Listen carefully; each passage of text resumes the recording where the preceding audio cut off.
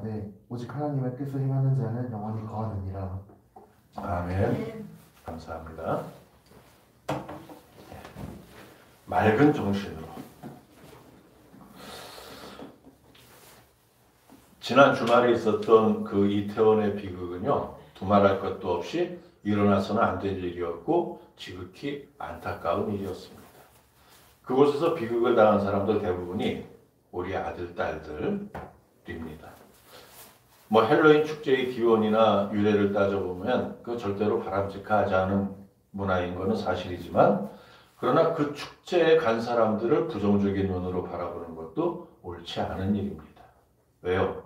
그런 문화에 물들며 자라도록 방임하고 방치하고 오히려 부채질까지 했던 게 기성세대이기 때문입니다. 어느 방송은 실시간으로 막 중계하면서 막 안 가던 사람들도 가고 싶은 생각이 들 정도로 막 이러한 방송까지도 했거든요. 애초에 우리나라의 헬로윈 축제가 급속히 퍼지기 시작한 것은 영어 유치원에서였습니다. 영어 유치원의 원어민 강사들에 의해서 헬로윈 축제가 소개되고 이제 그 유치원에서 하게 되었는데, 그 뒤에 경쟁적으로 일반 유치원과 어린이집에서도 이 헬로윈 축제를 했고요. 그 아이들이 자라면서 이 종교적인 옳고 그름을 따질 것 없이 그냥 모여서 즐기며 스트레스를 해소하는 젊은이들의 축제로 자리 잡게 된 것이죠. 그 과정에 좀 문제가 있었던 것은 미국 워싱턴 포스트나 뉴욕 타임즈에 잘 나타나 있습니다. 사탕을 주고받는 헬로윈 축제가 한국에서는 술을 마시는 날로 변질되었다. 뭐 이런 기사들을 이번에 다 썼거든요. 사탕을 주고받는 축제인데. 그러니까 이제 이태원이나 홍대나 강남거리에 모여서 헬로윈 축제를 즐기는 젊은 세대를 비난할 자격이 사실 기성세대에는 없는 겁니다. 하필 그날이 종교개혁기념일인 것에 영적인 의미를 부여해봐야 이 젊은 세대의 귀에 들어오지 않습니다. 세상이 이렇게 흘러가고 있습니다.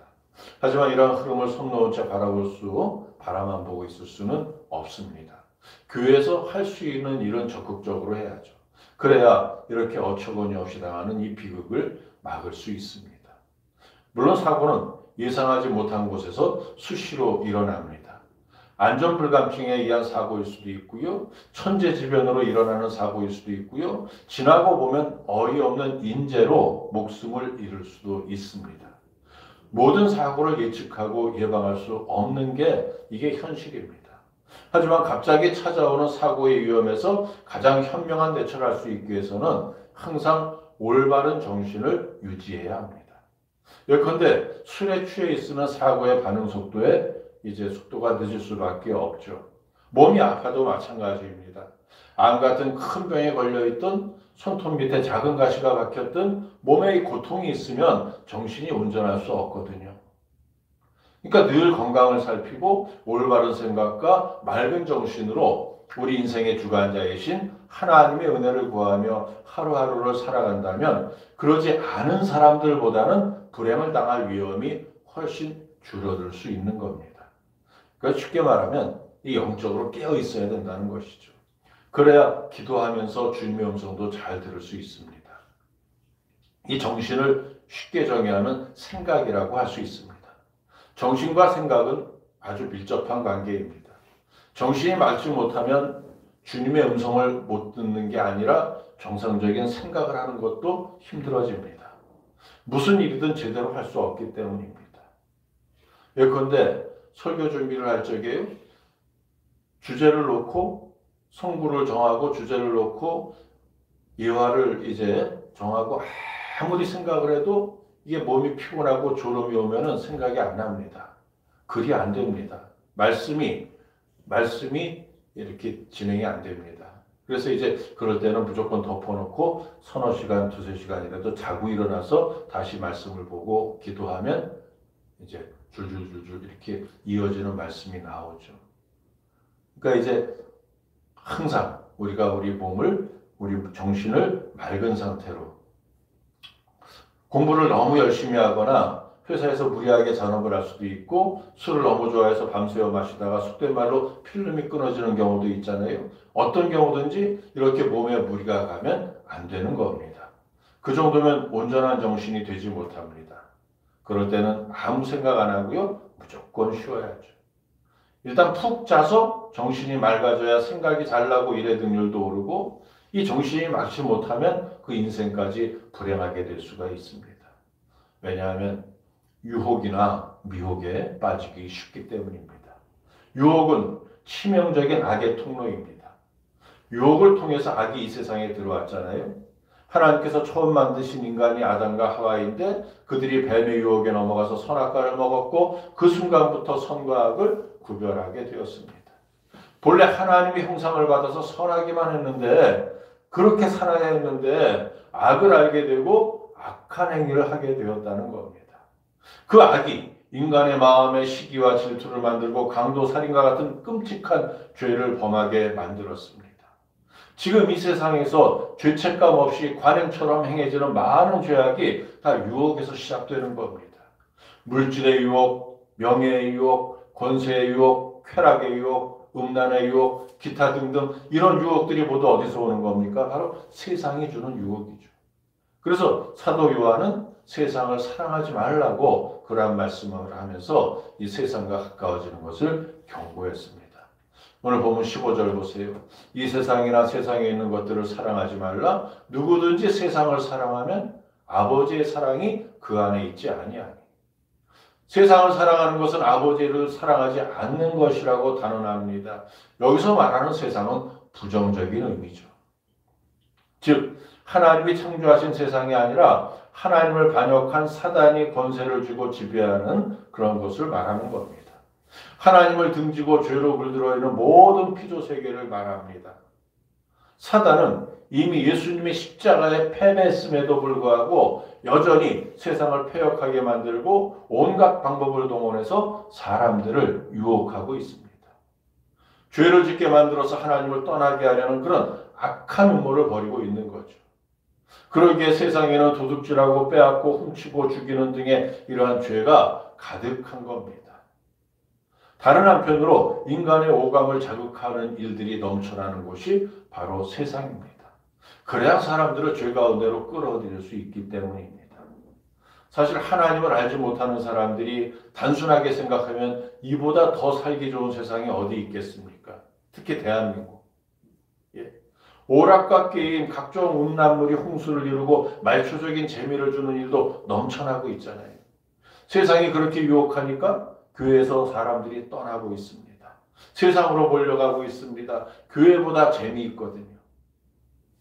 저의 청년 시절만 해도요, 성도들의 금요일은 은혜 받을 기대로 마음 설레는 날이었습니다. 어른들은 오전에 구역 예배로 모이고 낮에 신방 다니고 밤에 철야 예배로 모였습니다. 철야 예배는 집사님, 권사님들만 있는 게 아니라 청년들도 많이 모였습니다. 밤새워 드리는 철야 예배를 통해서 그때는 보통 새벽 4시까지 했거든요. 저녁 9시부터. 함께 기도하고 찬양하고 함께 눈물 흘리며 간증도 듣고 한두 시쯤에 잠시 쉬면서 같이 야식도 같이 나눠 먹고 다시 또 시작해서 4시까지 했는데 그렇게 은혜를 충만하게 받으면서 아침을 맞았습니다. 토요일이 힘든 것도 몰랐습니다. 그때는 토요일 출근해서 일하던 때였거든요. 백수들만 모이는 거 아닙니다. 가정주부들만 모이는 거 아닙니다. 직장 있는 사람들 다 모였습니다. 큰 회사들이 토요일에 오전 근무만 하고 퇴근하는 이런 획기적인 복지 정책이 막 도입되기 시작한 그런 때였지만 오히려 토요일은 그치고 일요일도 한 달에 2번, 첫째, 셋째 일요일만 쉬는 회사가 훨씬 더 많을 때였습니다. 그래도 믿음의 청년들은 금요일 밤을 기대했습니다. 수많은 청년들이 교회에서 기도로 밤을 새웠습니다. 또 평일날 생기도도 많이 했습니다. 삼각산, 청계산, 관악산, 저도 삼각산을 무척 많이 갔습니다만 산에 가서 나무 하나씩 붙잡고 흔들면서 기도했습니다. 기도보다 신나고 좋은 일이 없었습니다.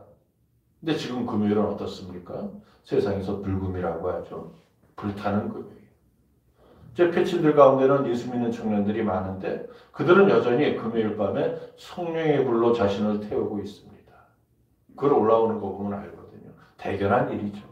하지만 친구들과 불금을 즐기기 위해서 홍대 앞으로 강남으로 몰려가는 청년들도 많이 있습니다. 이태원도 그렇고요. 함께 모여 찬양하고 기도하는 것보다 마시고 흔들며 노는 게 더 신나는 겁니다. 그 광란의 시간이 주말까지 이어지면 주일을 온전히 섬길 기력이 없는 겁니다. 이게 사단의 계략입니다.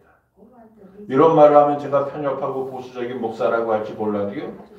주말을 세상에서 즐기기 위해 정신이 팔려있는 그 상태가 바로 사단의 유혹에 사로잡혀 있는 모습인 것이죠. 주말을 세상에서 즐기고 나면 주일이 되어도요. 교회의 마음이 그렇게 달갑게 될 수가 없습니다. 억지로 교회 와도요. 앉아서 예배 드려도요. 마음 여전히 세상을 떠들고 있으니 이 찬양이 제대로 될 일도 없죠. 목사가 아무리 열심히 기도하고 성령의 도우심을 구하며 온 정성을 다해서 준비한 설교라고 해도요. 그 설교가 귀에 들어올 리 없습니다. 그런 은혜받기 어려운 거죠. 그러면은 자기가 온전한 예배를 드리기 위한 준비를 하지 않은 것은 생각하지 않고요. 목사의 설교를 비판합니다. 설교가 졸려서 잔답니다. 설교가 지루하고 재미없답니다. 맞습니다. 아무리 설교를 잘해도요. 예능보다는 재미없습니다. 개그맨보다 웃기는 목사로 알려진 분이 장경동 목사님이죠. 이분이 과거에 실제 개그 프로그램에 출연했었거든요. 아시는 분 아실 겁니다. 고정 출연했었습니다. 개그 프로그램에요. 얼마 가지 못해서 슬그머니 하차했습니다.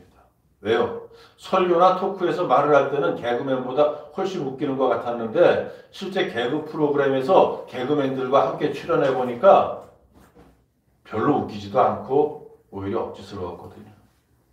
그러니까는 이게 다 각각의 영역이 있는 겁니다. 설교는요, 재미를 주기 위해서 하는 게 아닙니다. 실제로 장경동 목사님도 본교회 주일 예배 설교에서는 그렇게 웃기지 않습니다. 진지하게 합니다. 부흥회에서 이제 말씀을 집중시키기 위해서 이 재미라는 장치를 사용하는 거죠. 그러니까 설교는 본래 재미없는 것이지만 재미없는 설교를 재미있게 듣는 믿음이 있어야 하는 겁니다.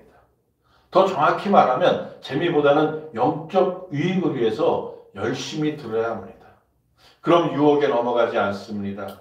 단호하게 유혹을 뿌리쳐야 됩니다. 주중에는 열심히 일하고 주말에는 주님을 사모하는 마음으로 주일을 기대하면서 경건하게 쉬어야 합니다. 세상 친구를 만나도 하나님의 자녀라는 본분을 잊지 말고 세상의 쾌락을 추구하는 일은 삼가고 절제해야 합니다. 주일은 주님과 함께하는 날입니다. 영과 진리로 예배드리고 하나님의 은혜를 받아야 합니다. 교회 공동체의 친교를 통해서 그 은혜를 견고하게 굳혀야 합니다. 이러한 삶이 몸에 배면은요, 세상에 줄 수 없는 더 큰 기쁨을 느낄 수 있는데 그 기쁨을 모르게 하려고 사단이 줄기차게 방해하면서 금방 질려버리고 또 좀 더 자극되어야 되는 이런 얄팍한 즐거움을 미끼로 유혹하는 것이죠. 그 유혹이 얼마나 위험하고 얼마나 악한 것인지 우리가 알아야 합니다. 물론 하나님을 떠나서 멋대로 살다가 죽기로 작정한 사람이라면 사단의 세상이 더 좋은 세상일 수 있죠. 죽은 후에 어디로 가든지 관심이 없다면 이 세상 즐기면서 살 수 있습니다.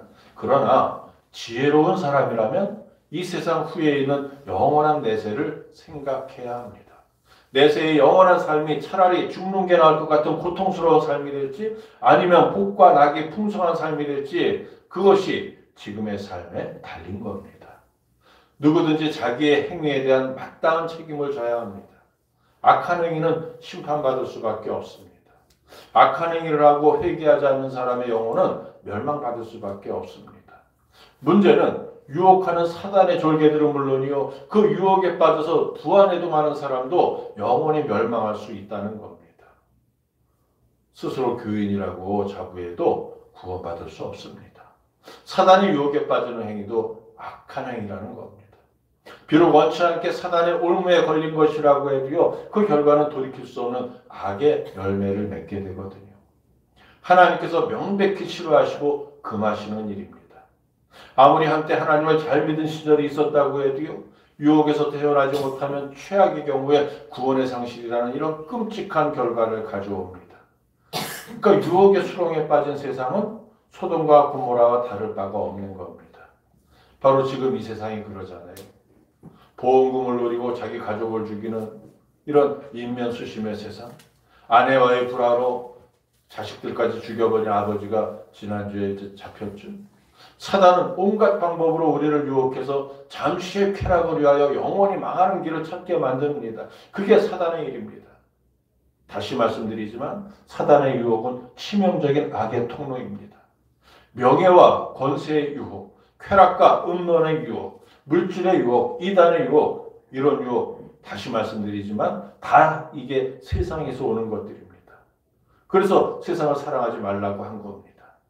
세상을 사랑하는 것은 아버지를 사랑하지 않는 것이라고 말한 겁니다. 둘 다 사랑할 수 없을까요? 그럴 수 없습니다. 마태복음 6장 24절 보세요. 한 사람이 두 주인을 섬기지 못할 것이니 혹 이를 미워하고 저를 사랑하거나 혹 이를 중히 여기고 저를 경히 여김이라. 너희가 하나님과 재물을 겸하여 섬기지 못하느니라. 아멘. 본문에서 요한이 말씀하는 세상은 하나님이 창조하신 세상이 아니라고 했죠. 하나님을 반역한 사단이 권세 주고 있는 곳이라고 했죠. 사단은 하나님을 등지고 죄로 물들어 있는 피조세계에서 모든 방법을 동원해서 사람들을 유혹한다고 했는데, 그래서 죄를 짓고 하나님을 영영 떠나게 만들려는 음모라고 아까 서두에 이미 말씀을 드렸습니다. 자, 그럼 이제 세상에서 우리를 유혹하게 하는 게 구체적으로 무엇일까? 보세요. 본문 16절입니다. 이는 세상에 있는 모든 것이 육신의 정욕과 안목의 정욕과 이생의 자랑이니 다 아버지께로 온 것이 아니요. 아버지께로부터 온 것이 아니요. 세상으로부터 온 것이라. 말씀 보니까요. 육신의 정욕, 안목의 정욕, 이생의 자랑. 제가 설교에서 종종 이렇게 적용하는 말씀이죠. 이것들은 아버지께로부터 온 것이 아니랍니다. 하나님의 속성이 아니라 세상으로부터 온 겁니다. 바로 사단의 속성입니다. 세상과 사단이 동의형인데 사단이 주는 육신의 정욕은 부패하고 타락한 인간의 본성에서 나오는 그런 모든 욕구를 의미합니다. 이것들이 사단이 사용하는 유혹의 도구들입니다. 우리는 이것들을 강력하게 막아야 됩니다. 그러지 못하면 어떻게 됩니까? 유혹에 넘어가는 거죠. 이것들이 구체적으로 무엇인지 바울이 갈라디아서 5장에서 말씀하고 있습니다. 제가 읽어드릴게요. 잘 들어보세요. 육체의 일은 분명하니 곧 음행과 더러운 것과 호색과 우상숭배와 주술과 원수 맺는 것과 분쟁과 시기와 분냉과 당짓는 것과 분열함과 이단과 투기와 술취함과 방탕함과 또 그와 같은 것들이라. 전에 너희에게 경계한 것 같이 경계하노니 이런 일을 하는 자들은 하나님의 나라를 유업으로 갖지 못할 것이요. 아멘. 우리가 경계해야 할 육체의 일들을 열거하는 이 말씀이 이 시대에 꼭 알아야 할 말씀입니다. 음행과 더러운 것, 이렇게 사악한 본성으로는 정신이 맑아질 수 없습니다. 마치 마약을 한 사람처럼 몽롱한 상태이거나 더 큰 본능의 만족을 위해 두리번거리게 됩니다. 이런 정신을 깨끗하게 씻어내야 하늘나라 백성이 될 수 있습니다. 우리에게 가장 중요한 일은 육신의 정욕을 버리는 일입니다. 그러려면 눈으로 보고 유혹에 넘어가게 만드는 그런 안목의 정욕부터 버려야 합니다. 현대사회의 수많은 광고가 이 안목의 정욕을 이용하고 있습니다. 그럴듯하게 보이게 만들고 싶어서, 그리고 사고 싶게 만들고 이러한 충동을 주는 것이죠. 그래서 지름신이라는 말이 있잖아요. 지름신. 그리고 쇼핑 중독에 걸리는 사람, 명품족들 뭡니까? 아침에 오픈런 이러한 상황들이 생기는 겁니다. 저도 옛날에 시내에서 그 출판사 다닐 때 오픈런을 했던 적이 있습니다.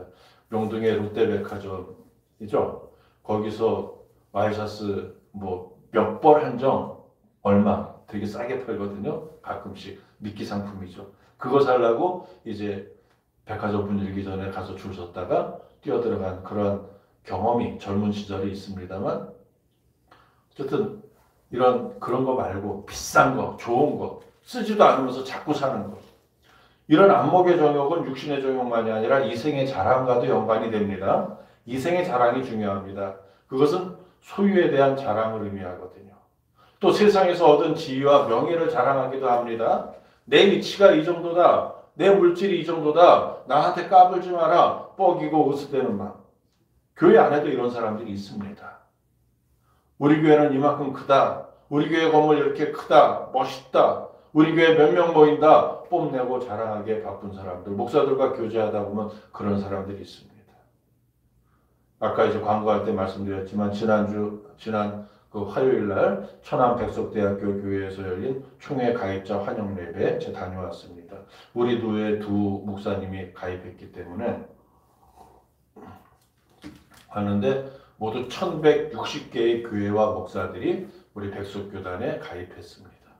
그래서 이제 백석교단의 교세가 8,000교회를 넘어섰습니다. 국내 최대 교단인 장로교 합동과 통합이 9,000여 교회라고 하니까 이 통미까지 바짝 쫓아온 겁니다. 내년 1월에 2,000여 교회가 가입 예정이기 때문에 그럼 우리 교단이 국내 최대의 교단이 되는 겁니다. 그래서 어제 그 대통령을 모시고 하는 그 위로회, 이따가 제가 읽어드릴 겁니다만 한국교회 이태원 참사 위로 예배 다녀왔거든요. 여기도 이제 우리 백석교단 목사들이 가장 많이 초대받고 백석과 통합과 합동 합해서 800명 목사가 초대받고 다른 교단에 다 합해서 200명 초대받았습니다. 그래서 이제 다녀왔는데 자 그런데 그럼 그게 무슨 의미가 있는 겁니까? 교단이 국내 최대의 교단이 되면 우리 교회에 무슨 의미가 있습니까? 교단이 크면 은혜가 큰가요? 교단이 작으면 은혜도 작은 것인가요? 아닙니다. 교단의 크기와 교회의 건전성은 전혀 관계없습니다.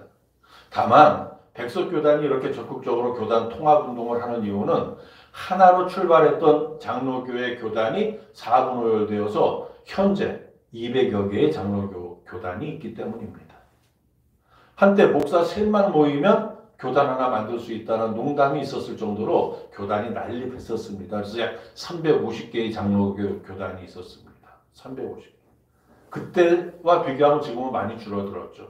경쟁력이 없는 교단들이 스스로 이제 해체되는 그러한 일들이 있었기 때문에 많이 줄어들었지만 그래도 200개도 아직 많습니다.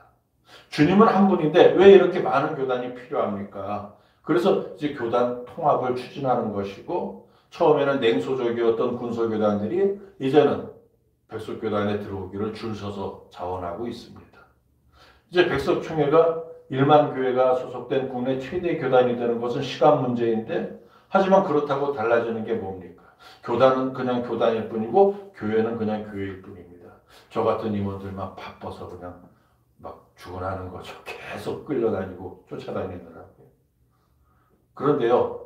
그날 천안 백석교단에서 가입 예배 후에 3355 기념사진을 찍는 가입자들의 모습을 보면서 좀 약간의 보람을 느끼기도 했습니다. 저는 백석교단에 합류하는 분들이 그분들의 소망이 국내 최대 교단 교회의 소속 교회라는 그런 타이틀을 얻는 것이 아니기를 바랍니다. 군소교단의 서름을 떨쳐내고 예컨대 새신자가 왔다가 여기 소속이 어디예요? 이름 없는 소속. 그럴 때 돌아가는 경우가 많이 있거든요. 이제 그러한 것을 떨쳐내고 전도의 동력을 얻을 수 있는 그러기 바라는 순수한 마음으로 함께하기를 바랍니다. 그러나 다시 말씀드리지만 교단이나 교회의 크기가 하나님께서 주신 은혜와 비례하는 것은 절대로 아닙니다. 별개의 문제죠. 작은 교회에 더 큰 은혜가 있을 수도 있고요. 교회는 크지만 영적으로 몽땅 죽어 있을 수도 있습니다. 이 성도의 삶도 마찬가지입니다. 목사라고 더 큰 은혜를 받는 것도 아니고 아직 세례도 못 받은 평신도라고 주님이 주신 은혜가 더 적은 것도 아닙니다. 다 자기 하기 나름이죠. 성도 개개인이 하기 나름이고 교회가 하기 나름이고 교단이 하기 나름입니다. 저는 사실 이렇게 외부 일을 하면서 무슨 생각을 하냐면요. 우리 한 권사님 아시지만 교인들이 막 이렇게 들어왔을 때 그래서 교인들이 많이 늘어났을 때 그때도 제가 그때 총회 임원으로 일하고 있었거든요. 이제 교회 일이 많아지니까는 이제 그것을 그만두고 교회 일에 매진했는데 오히려 그 뒤로 성장이 멈추었던 그러한 과거의 제가 기억을 생각하면서 제가 열심히 일하면 하나님의 일을 제가 총회든 뭐 노회든 열심히 하면 하나님께서 또 그때같이 우리 교회에 성도들을 보내주시지 않을까 하는 그러한 마음도 제 속에 솔직히 있습니다. 하나님이 충성하는 것을 보시고 기뻐하시면 틀림없이 보답을 해주시는 분이니까. 그래서 열심히 하는 거거든요. 그렇게 이해해 주시기를 바라고요. 어쨌든 그 세상에 우리의 생각을 흐리게 만드는 그러한 일들이 너무 많은 겁니다. 육신의 정욕, 안목의 정욕, 이생의 자랑, 이것들을 깨끗하게 걷어낼 수 있는 유일한 방법이 복음입니다. 성도, 교회, 교단 모두 이미 복음을 받은 개인 또는 단체입니다. 근데 그 복음의 빛이 다 다른 겁니다. 태풍이 불어와도 끄떡 없을 정도로 뿌리 깊은 그런 복음의 영향권 안에 있을 수도 있고요. 아직은 흔들리는 촛불과 같이 위태로운 복음의 그 약한 영향력 위에 있을 수도 있습니다. 그래도 복음을 안다면 그 사실 자체에 큰 의미가 있는 것이죠. 복음으로 우리의 내면을 가득 채워서 그릇되고 허황된 생각들을 몰아내야 합니다. 그리고 직접 복음을 전해야 합니다. 우리가 복음을 전해야 되는 이유는 많지만 먼저 아직 하나님을 모르는 사람들이 하나님의 자녀가 되도록 만들기 위해서 복음을 전해야 합니다. 그리고 세상이 어지러운 틈을 타서 활개를 치고 다니는 이단의 충동을 막기 위해서도 복음을 열심히 전파해야 됩니다. 지금 많은 이단이 육신의 정욕으로 사람들을 미혹합니다. 정신이 맑지 못한 사람들에게 교묘한 방법으로 접근해서 영혼 도둑질을 하고 있습니다. 하나님 어머니라는 사람이 그 사람을 추종하는 사람들이 토요일이면 이 상동거리에 다 깔리거든요. 근데 이제 봤더니 이제 또 하나님 어머니는 여전히 있는데 또 평화의 어머니가 나타나셨습니다. 한학자여서 문선명 씨 부인. 뭐 이런저런 사람들이 나와서 막 사람들 영혼 도둑질을 하는데요. 안타까운 일입니다. 우리 육신은 영원하지 않습니다. 언젠가 모두 죽습니다. 지난 목요일 날 우리 노예 목사님이 소천하셔서 성남 의료원에 다녀왔는데요. 거기 갔는데 67세. 저보다 2살밖에 안 많은 분입니다. 근데 암으로 12년 투병하다 돌아가셨습니다. 언젠가 다 죽습니다. 하지만 육신이 죽는다고 해서 생명이 끝나는 게 아닙니다. 영혼은 살아있습니다. 그런데 어디서 살게 되느냐가 문제죠. 하늘나라 주님의 품에서 영생 복락할 것인가, 영원히 끄는 불무 속에서 고통의 삶을 이어갈 것인가. 너무나도 분명한 선택이기로 해서 어리석은 선택을 하는 사람들이 너무 많이 있습니다. 정말 안타까운 일이죠. 우리 주변에 유혹을 이기지 못하고 어리석은 선택을 하는 사람들이 있다면 어떻게든 다시 돌아오게 해야 합니다. 그들이 다시 정신 차릴 수 있도록, 맑은 정신을 가질 수 있도록 도와주어야 합니다. 하나님의 사람이었지만 육신의 정욕, 안목의 정욕, 이생의 자랑에 깊이 빠져서 허우적거리다가 뒤늦게 회심하는 사람도 있습니다. 성경에도 그런 사람이 있죠. 지혜왕 솔로몬 이야기입니다. 그가 회심한 후에 쓴 글이 전도서인데 1장 2절 말씀 보세요. 전도자가 이르되 헛되고 헛되며 헛되고 헛되니 모든 것이 헛되도다. 솔로몬은 본래 하나님으로부터 큰 칭찬과 넘치는 복을 받았습니다. 하지만 청년 시절에 부와 명예에 눈이 멀어서 하나님을 떠났습니다. 그리고 주지 육림 속에 묻혀 살았습니다. 그러나 그의 결론은 다 헛되다는 것이었습니다. 모든 것이 헛되며 헛되고 헛되다고 고백한 글이 솔로몬의 전도서입니다. 그가 말년에 쓴 전도서에서 무슨 말을 하고 있는지 보세요. 전도서 12장 13절로 14절 보니까 일의 결국을 다 들었으니 하나님을 경외하고 그의 명령들을 지킬지어다. 이것이 모든 사람의 본분이니라. 하나님은 모든 행위와 모든 은밀한 일을 선악간에 심판하시리라. 아멘. 아버지 다윗의 뒤를 이어서 이스라엘의 왕이 되고 주변 나라들로부터 많은 조공을 받았습니다. 주변국들이요 알아서 기었죠. 예, 이스라엘이 세니까. 그것으로 성전을 지을 때까지는 좋았는데 그 뒤로 허랑방탕한 삶을 살았습니다. 많은 이방 여인들을 처첩으로 얻었습니다.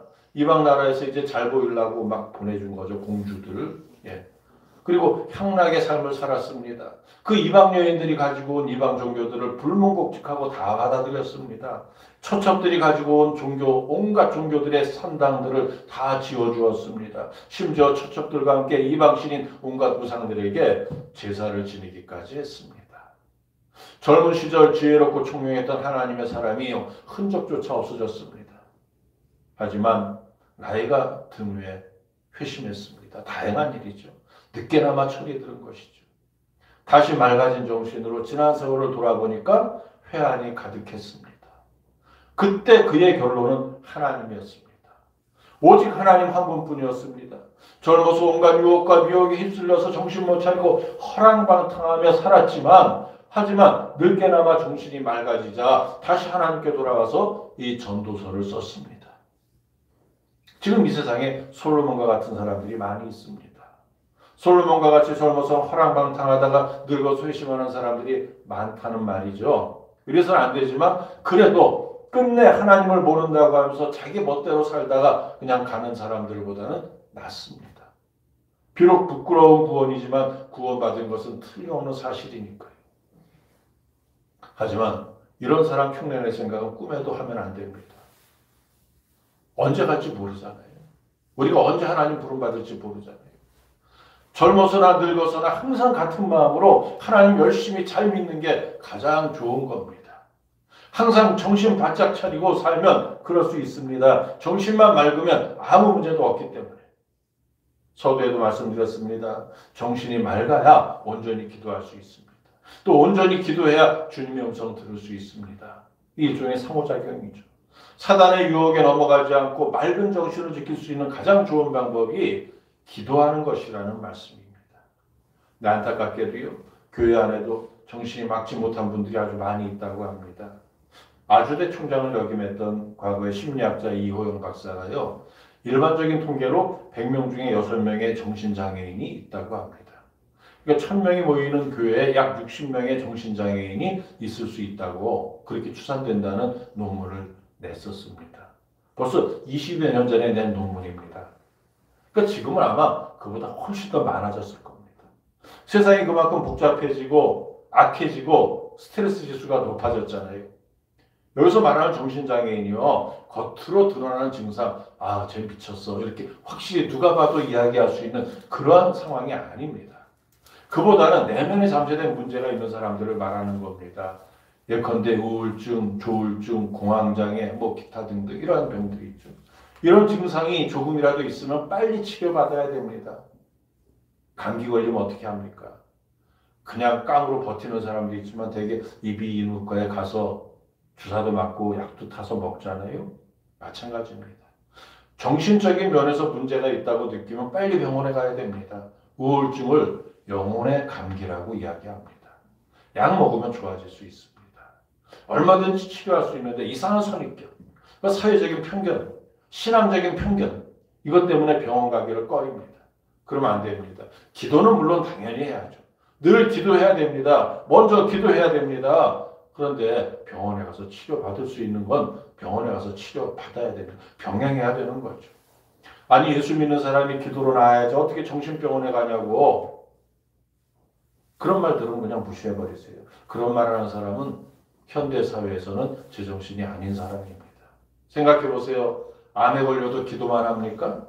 팔이 부러져도 기도만 합니까? 아니잖아요. 기도하면서 병원에서 치료받아야 되잖아요. 병원은요, 의사들은요, 하나님이신 지혜의 산물입니다. 그러니까 기도하고 병원 가는 겁니다.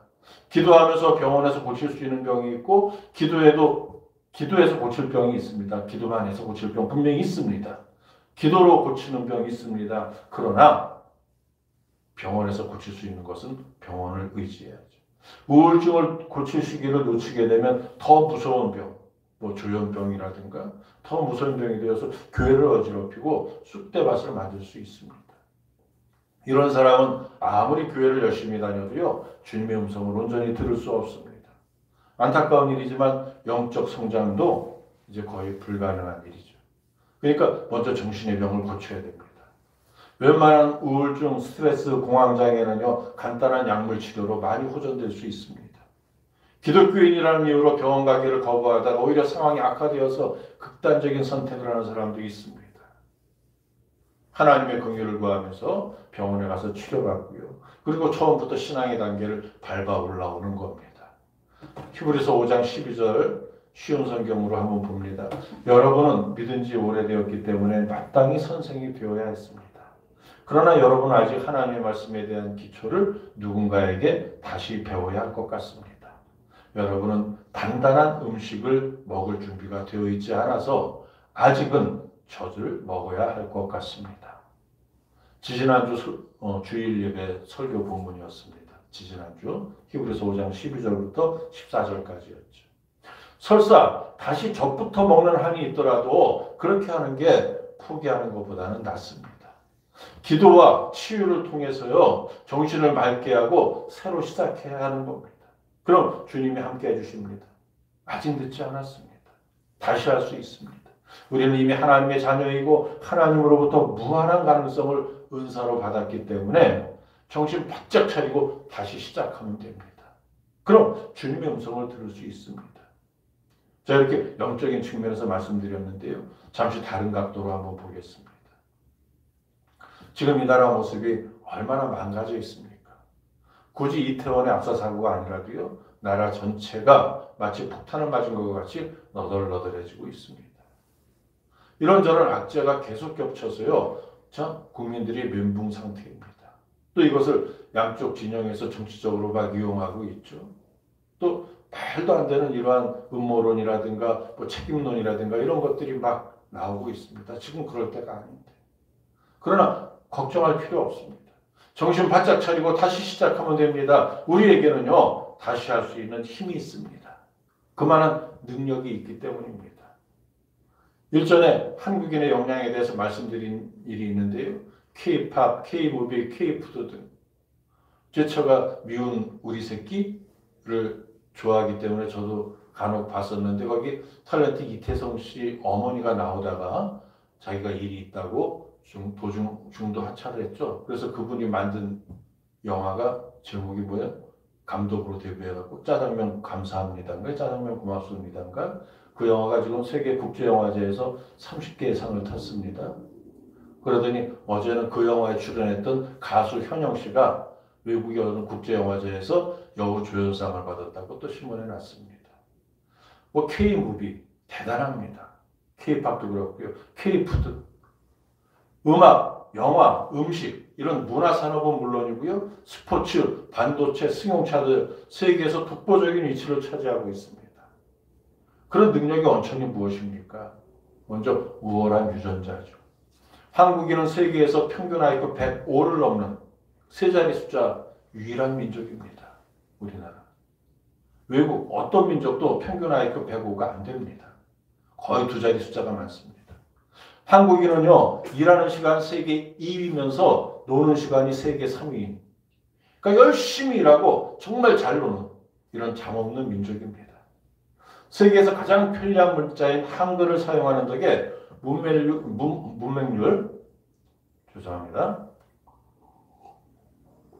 문맹률이 1%도 안 되는 세계에서 유일한 나라입니다.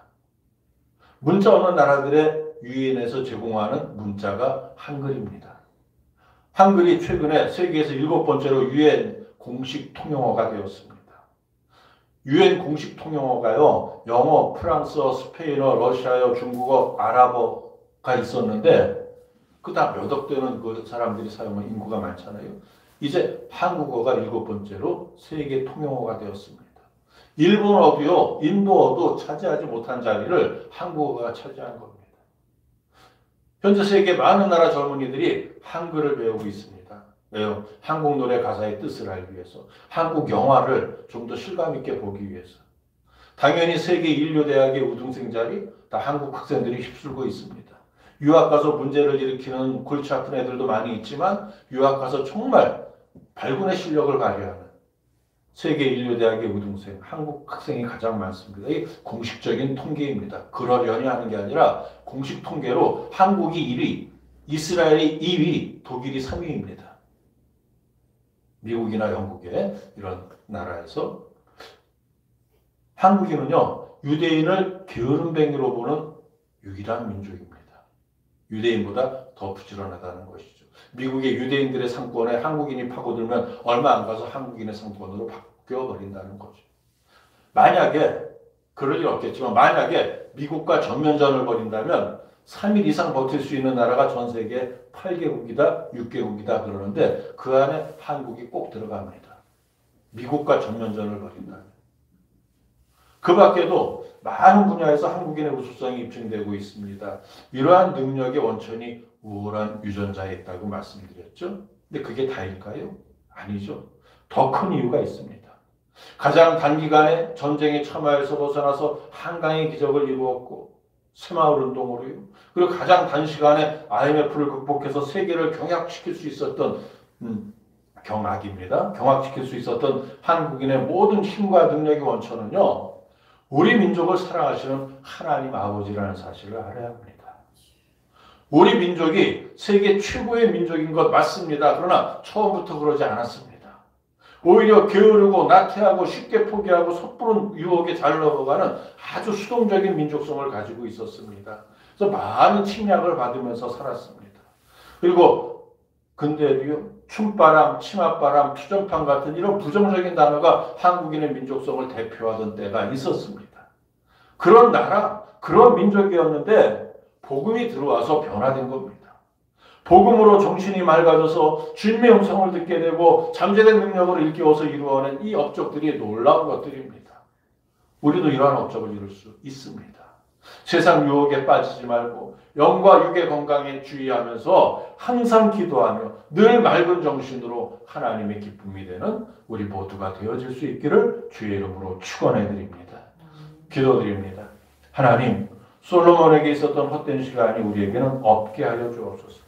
일평생 오직 하나님만 의지하고 하나님 안에서 영생의 삶을 끝까지 지켜가기를 원하오니 인도하여 주옵소서. 육신의 정욕, 안목의 정욕, 이생의 자랑 모두 결실을 위해서 버려야 하는 사단의 유혹임을 알고 오직 복음 안에서 정결한 삶을 통하여 예수 그리스도를 소망하게 하옵소서.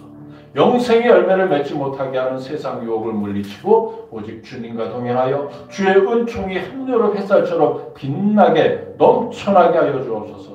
감사하고 예수님의 이름으로 기도드립니다. 아멘. 감사합니다. 우리 인사 나눌까요? 성령 충만하세요. 성령 충만하세요. 네.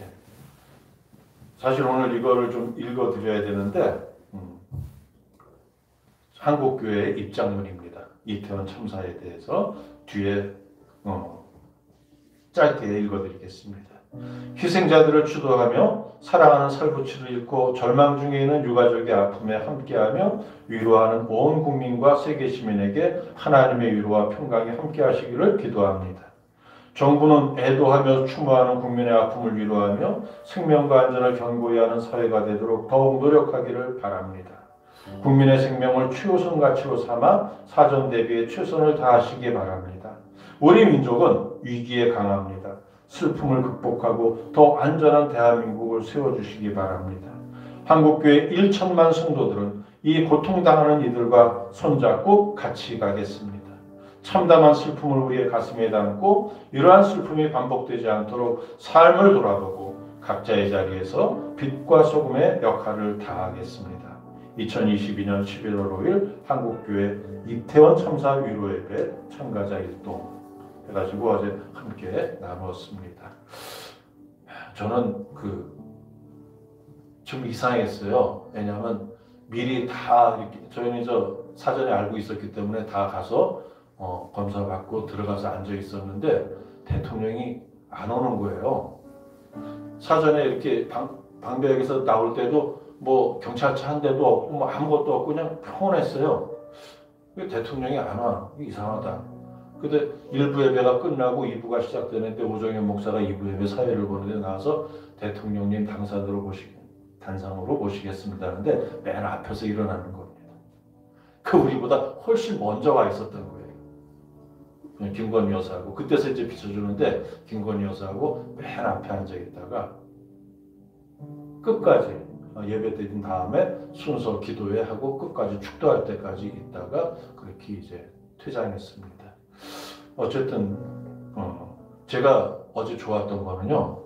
정치적으로 대통령 호불호를 떠나서 윤석열 대통령의 참 마음에 들었던 게 연설을 1분 30초 했습니다. 짧게 하고 내려가셨어요. 길게 했으면 좀 지루했을 텐데 어쨌든 어제 그런 시간이 있었고 우리가 이제 더욱 기도하면서 한 마음으로 이제 이 위기를 극복해 나가기를 바랍니다. 우리 봉헌송 드리면서 하나님 앞에 봉헌하겠습니다.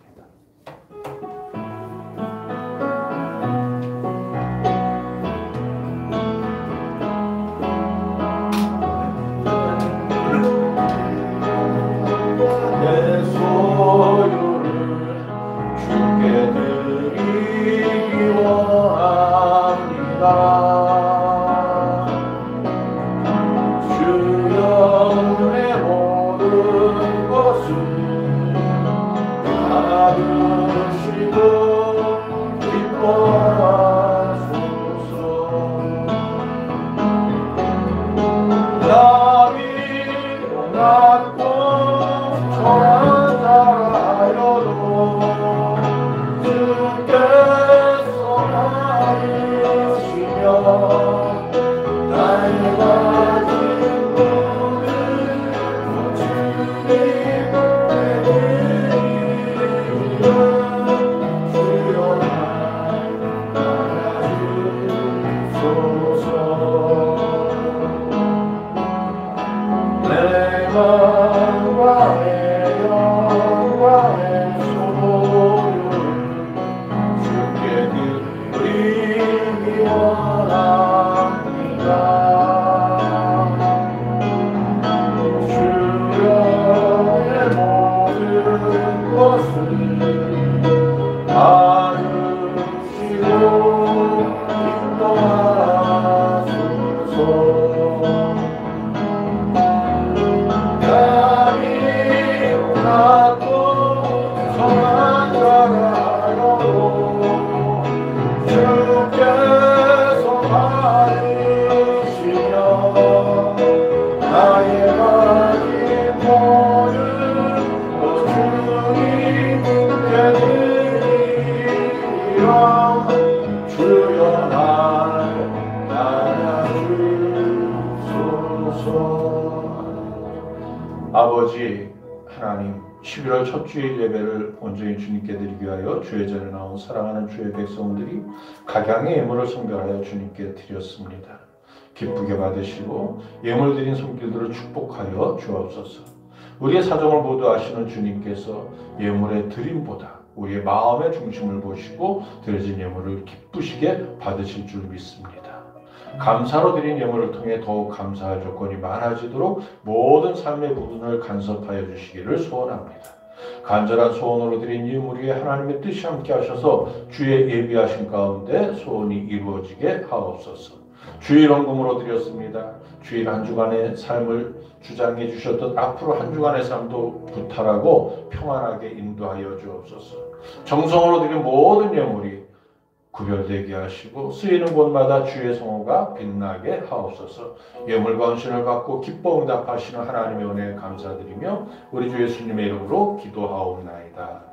아멘. 자리에서 일어나셔서 세례송 함께 드립니다.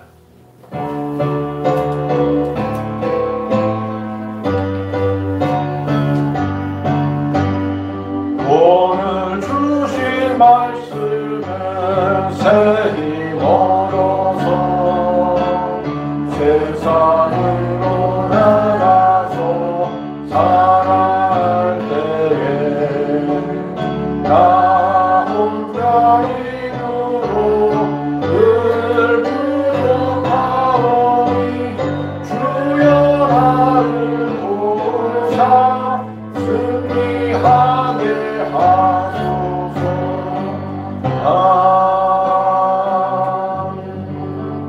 단단한 음식은 장성한 자의 것이니 그들은 지각을 사용함으로 연단을 받아 선악을 분별하는 자들이니라. 아멘. 지금은 우리 주 예수 그리스도의 은혜와 하나님 아버지의 사랑과 보혜사 성령님의 내주 인도하심이 항상 맑은 정신으로 주님의 음성을 듣고 주의 말씀대로 살아가기로 다짐하는 주의 백성들 위에와 우리의 건강과 가정과 사업장과 회사와 모든 삶의 터전 위에 각지에 흩어져 있는 우리 미수가족 위에 이제부터 영원까지 항상 함께 계실지어다. 아멘.